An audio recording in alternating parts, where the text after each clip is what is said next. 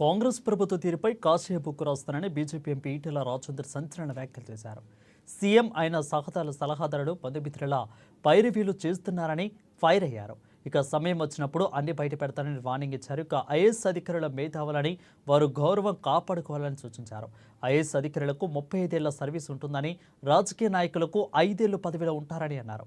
యథారాజా తథా ప్రజ ఉంటారు కానీ యథా ప్రజ తథారాజా ఉండరని అన్నారు. అధికారులు నిబద్ధత నిజాయితీతో ఉండాలని పిలుపునిచ్చారు.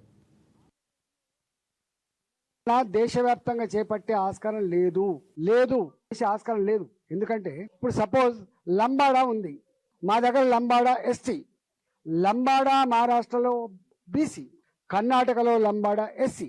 లంబాడాను దేశవ్యాప్తంగా నువ్వు కులగాన చేస్తే ఎట్లా చేర్చాలని నీకు జ్ఞానం ఉందా? రజక ఇక్కడ బీసీ, రజక కర్ణాటకలో ఎస్సీ, ఎట్లా చేస్తావు?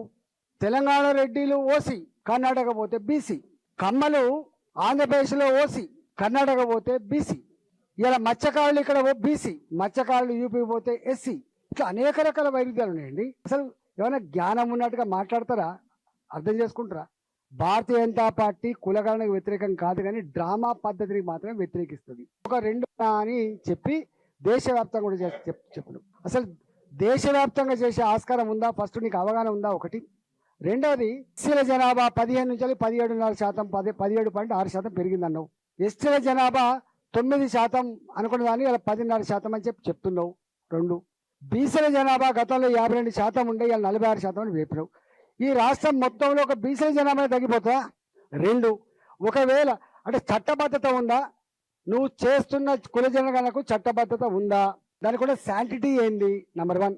నంబర్ 2, ఒకవేళ నువ్వు శుద్ధ పూసగా మంచిగా జరిగితే మళ్ళీ ఎందుకు 10 రోజులు ఎక్స్టెన్షన్